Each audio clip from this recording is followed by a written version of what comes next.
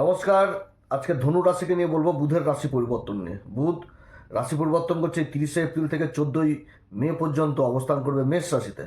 তো বুধ হচ্ছে কেন্দ্রের দুটি ঘরের অধিপতি। এই ধনু রাশির ক্ষেত্রে সপ্তম ঘর যেটা হচ্ছে সাধারণ ঘর, মিথুন রাশি, এবং কর্মের ঘর মূল ত্রিকোণ রাশি যেটা হচ্ছে কন্যা রাশি। এই দুটি ঘরের অধিপতি হয়ে পঞ্চম ঘরে অবস্থান, অর্থাৎ কেন্দ্র ত্রিকোণের যে একটা অবস্থান কীরকম প্রভাব দিবে এই ধনু রাশির ক্ষেত্রে। ধনুরাশির ক্ষেত্রে বুধের এই পরিবর্তন কোন দিক থেকে লাভ নিয়ে আসবে, কোন দিক থেকে বিশেষ সাবধান, কোন বিশেষ উপাচার করবে, এগুলো তো বলবো। তার সাথে বর্তমানে যে গ্রহদের অবস্থান এবং তার যে নক্ষত্রগত কী প্রভাব রয়েছে এই ধনুরাশির ক্ষেত্রে, কতটা সাপোর্ট করবে এই সময়কালে এই পরিবর্তন, এগুলো সমস্ত কিছু তুলে ধরবো আজকের এই বুধের পরিবর্তন। তো বুধের পরিবর্তন তো খুব চটজলদি হয়, অল্প দিনের জন্য পরিবর্তন, কিন্তু এর প্রভাবও দিয়ে দেয় খুব তাড়াতাড়ি। তো যাই হোক, কোন দিক থেকে লাভবান, কোন দিক থেকে বিশেষ সাবধান, এগুলো তো তুলে ধরবো। তো অনুষ্ঠানটি শুরু করার সবার প্রথম বলি যেটা গ্রহের গোচর এবং চন্দ্র রাশি অনুসারে বলা হচ্ছে, কারো কোনো রকম ব্যক্তিগত কুষ্ঠিধর আলোচনা নয়। যদি অনুষ্ঠানটি ভালো লাগে তাহলে লাইক, শেয়ার, কমেন্ট অবশ্যই করবেন, তার সাথে সুপার থ্যাঙ্কস দিবেন এবং তার সাথে সাবস্ক্রাইব অবশ্যই করবেন। আপনারা সাবস্ক্রাইব করলে বিশেষভাবে অনুপ্রাণিত হয়। তো ধনুরাশির ক্ষেত্রে বুধ হচ্ছে কেন্দ্রের দুটি ঘরের অধিপতি, পঞ্চম ঘরে অবস্থান করছে। তো প্রথমে তো কেন্দ্র ত্রিকোণ রাজ্য হয়ে গেল, এবং বুধের এই যে অবস্থান, এই অল্প দিনের জন্য অবস্থান, যখনই রাশি পরিবর্তন করবে বুধ এই 30 এপ্রিল, সে সময়ও পঞ্চম ঘর যেটা হচ্ছে এই মেষ রাশি, এই ঘরে তো সূর্যের অবস্থান রয়েছে। তো সূর্যের সাথে বুধের একটা শক্তিশালী বুধাদিত্য রাজ্য তৈরি হচ্ছে, এবং এই বুধের যে পরিবর্তন, এই পরিবর্তনের প্রভাব আরও ভালো দিবে যখন মঙ্গলের সাথে একটা কেন্দ্রের মানে তৎকালীন সম্পর্ক উঠে আসবে। তো মঙ্গলের সাথেও কিন্তু তৎকালীন সম্পর্ক উঠে আসছে, ভালো অবস্থান বুধের সাথে এবং সূর্যের এই যে জুতি। জ্যোতিষশাস্ত্র বলে যে কোনো জন্মকুষ্ঠিতে যদি কোনো উচ্চ গ্রহ থাকে, সেই উচ্চ গ্রহের যদি কোনো মিত্র গ্রহ দৃশ্য হয়ে যায়, অর্থাৎ দৃষ্টিপাত হয়ে যায়, দৃষ্টি বিনিময় হয়ে যায়, কিংবা জুতি তৈরি করে নেয়, সেটাও কিন্তু একটা বিভৎস রাজ্য তৈরি হয়ে যায়। তো সূর্য তো কারক গ্রহ ধনুরাশির ক্ষেত্রে, ভাগ্যের ঘরের অধিপতির সাথে কর্মের ঘর সপ্তমপতি বুধের একটা ভালো অবস্থান, সম্পর্ক, মিত্রতা, জুতি তৈরি করে নিয়েছে কে ত্রিকোণে। তো অতএব এই যে অবস্থান, এটা একটা খুব ভালো রাজ্য তৈরি করে ফেলেছে এই ধনুরাশির ক্ষেত্রে, যেটা একটা চারিদিক থেকে উন্নতির সময় আর কি। এইটুকু সময় হলেও চারিদিক থেকে উন্নতির সময়, এবং গ্রহদের মানচিত্র, গ্রহদের অবস্থান এটাও কিন্তু বোঝাচ্ছে এই ধনুরাশির ক্ষেত্রে। তবে সবার ক্ষেত্রে যে সমান হবে সেটাও না, অনেক দাদা দিদি ভাই বোনদের জন্মকুষ্ঠিতে আবার গ্রহের অবস্থান খারাপ পড়েছে। তো তাদের ক্ষেত্রে অবশ্যই বলবো ভালো কোনো জ্যোতিষীয় পরামর্শ নিতে।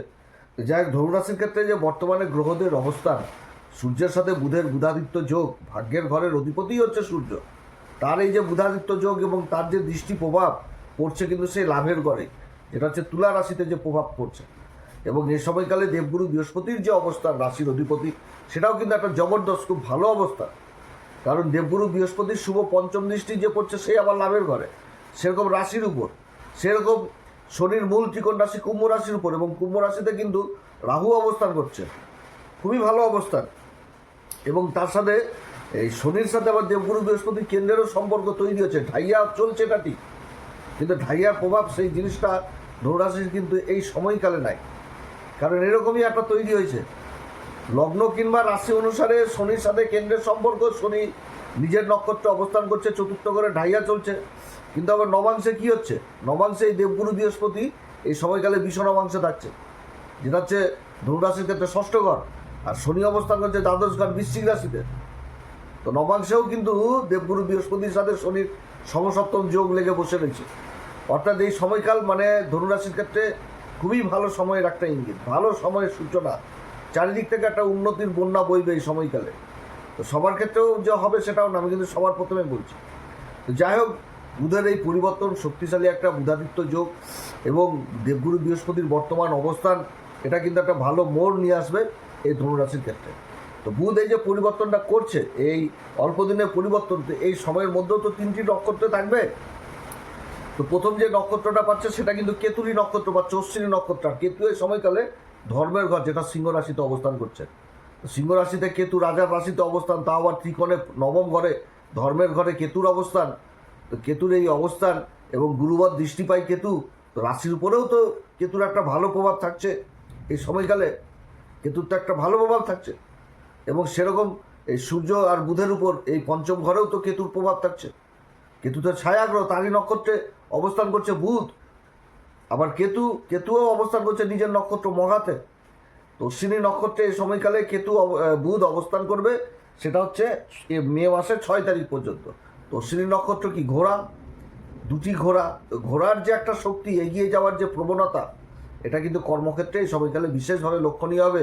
সরকারি বেসরকারি কর্মক্ষেত্রে বিশেষভাবে লক্ষণীয় হবে, এগিয়ে যাওয়ার প্রবণতা থাকবে এবং তার সাথে কর্মক্ষেত্রে পরিবর্তন এগুলোও থাকছে। এই সময়কালে ধনুরাশির পরিবর্তনের যোগ থাকছে এবং তার সাথে এই যে সূর্যের সাথেই তো এই বুধাদিত্য যোগটা তৈরি করেছে বুধের অবস্থান কি, বুধ হচ্ছে বালক গ্রহ।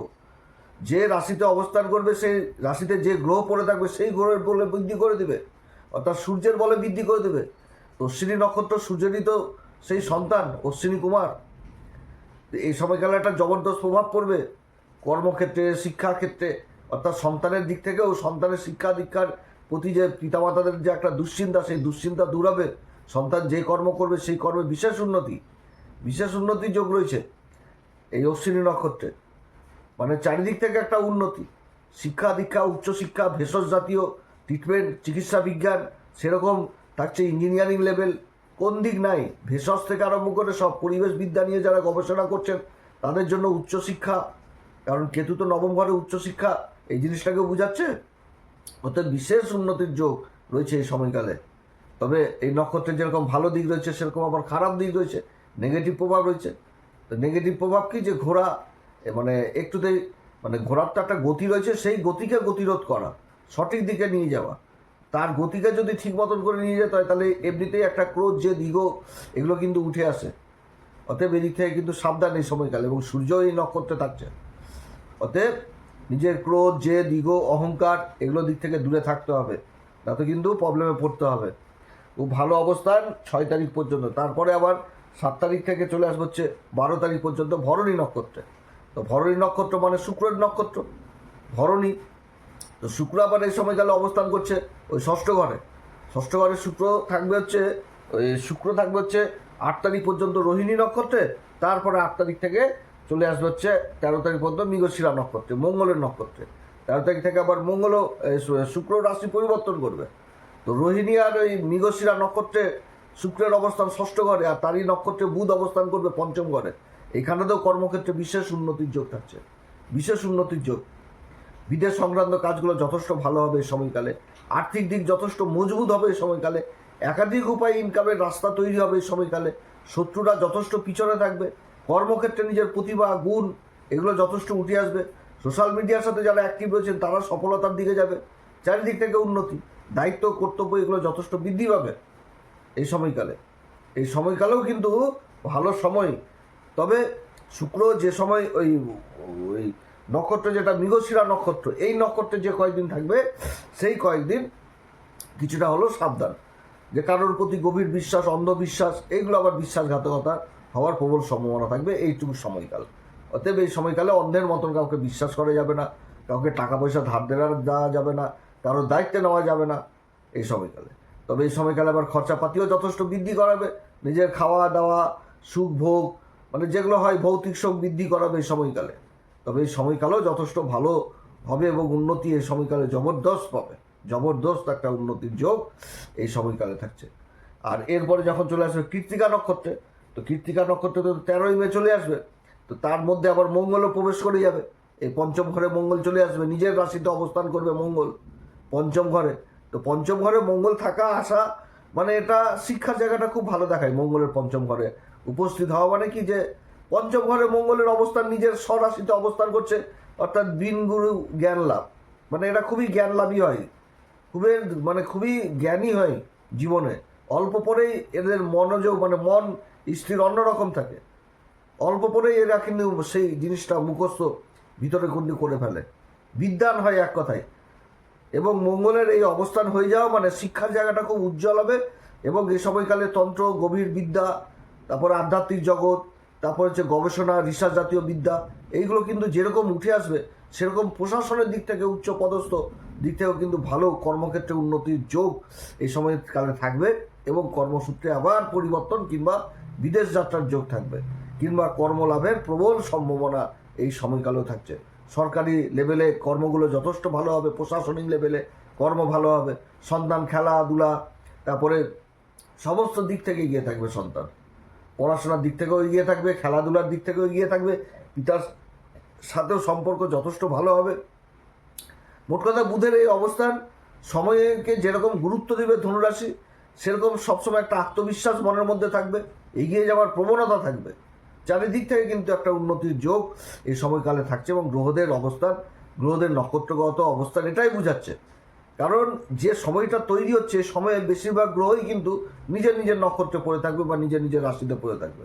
যেরকম কেতু চলে আসছে হচ্ছে নিজের নক্ষত্রেই থাকছে, ভাগ্যের ঘরে নিজের নক্ষত্র মগাতে থাকছে, রাহু নিজের নক্ষত্র শতবিশাতে থাকছে, দেবগুরু বৃহস্পতি নিজের নক্ষত্র থাকছে যেটা হচ্ছে পুনর্বসু নক্ষত্র, শনি নিজের নক্ষত্রেই থাকছে যেটা হচ্ছে উত্তরা ভাদ্রপদ নক্ষত্র, মঙ্গলও ঢুকে যাচ্ছে নিজের রাশিতে ঢুকে থাকছে, সূর্য উচ্চ অবস্থায় থাকছে।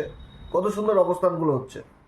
আবার বুধ কেন্দ্র ত্রিকোণ রাজযোগ তৈরি করে দিচ্ছে। তো গ্রহদের মূল কথা হচ্ছে গ্রহদের সাপোর্টটা পাবে এই সময়কালে। চারদিক থেকে একটা কিন্তু ভালো সময় ইঙ্গিত এই সময়কালে এই ধনুরাশি থাকছে।